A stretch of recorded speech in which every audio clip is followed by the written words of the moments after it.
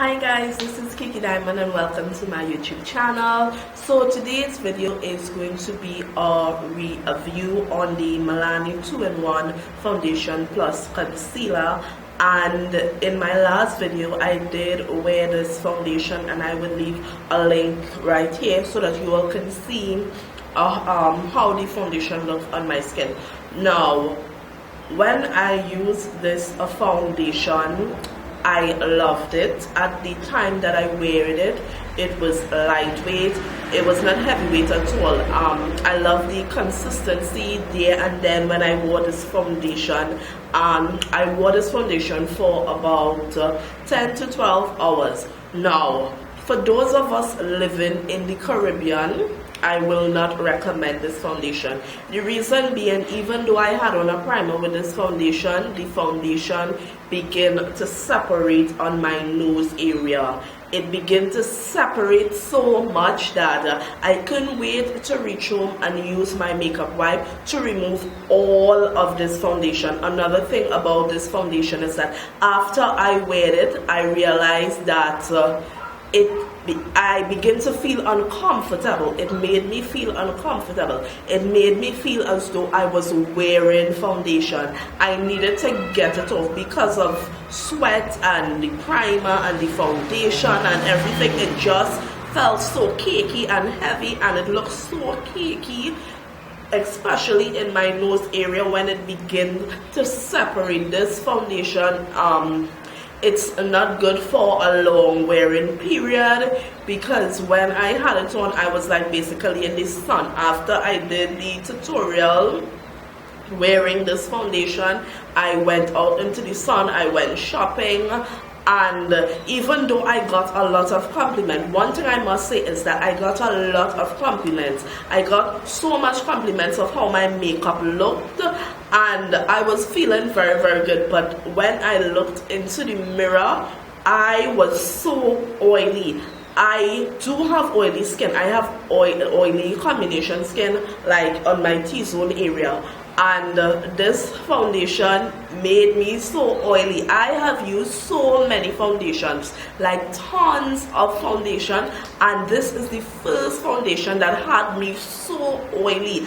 I was so oily, I began to feel so uncomfortable wearing this foundation. Now, as I said, when I did my tutorial there, and then I loved it. I love the feel, the application, the coverage, and what it said is that on the bottle it is medium to full coverage, and I do agree you can build on this foundation. What I did is that I built on this foundation, and it says that it's lightweight. So when you now put on the foundation, yes, it's lightweight, or upon application for like the first hour or so. Thereafter, the foundation began to feel so heavy. I don't know if it's because I begin to oil that made it seem so heavy, but that is how I felt wearing this foundation. It says that it's an oil-free formula. It made me so oily. I thought I was wearing a foundation for dry skin, not for oily skin, because it didn't leave me matte or anything. Long wearing, I wouldn't consider this foundation long wearing, because I could not wear it for a long period of time. Normally when I wear other foundations like Revlon Color Stay, like the Estee Lauder foundation, like my MAC Fix Fluid foundation, when I wear those foundation, even when I wear my Sasha foundation, I totally don't like the foundation. At first when I use it, I was like, how could people say that they do not like this foundation? But after wearing this foundation, guys, I had to agree with the reviews that I watched on this, why persons will not like this foundation. In order for me to wear this foundation, I may have to wear it in the night when it's less hot, or when there is no sun out. I would totally have to wear Milk of Magnesia when rocking this foundation. when I wear this foundation, I had on Milk of Magnesia, but what I do sometimes, I don't like the kind of ghostly whitey look that I get when wearing the Milk of Magnesia. So I would put on the Milk of Magnesia, and then I normally wash my face off. And when I use all other foundation, my makeup will last when I do wear the Milk of Magnesia. But it didn't hold up with this at all. I may have to wear tons of magnesia, and then I would look like a ghost if I put on this foundation. Now, I didn't mention the shade that I use in this foundation. Now, the shade that I use is 14 Golden Toffee, and it is the darkest shade. Now, for me, I think it will be a little too light, so I would have to mix it with another one of my foundation to get my perfect shade. But in terms of this foundation, Milani may have to go bring out new shades, especially for darker woman, Caribbean woman. And then for us Caribbean women, because I do live in the Caribbean, what Milani may have to do is reconsider the weather where this foundation is concerned, because I was like a grease ball. You could have taken a fish and fry it on my face. I am so serious. I look so oily, so oily. This foundation retails for about $8 to $10 US. I did not, unfortunately, thank God, buy it online. I bought it at my local beauty store, which is Wonderful World. Wonderful World is like a little makeup haven. I paid $85 for this foundation in Wonderful World.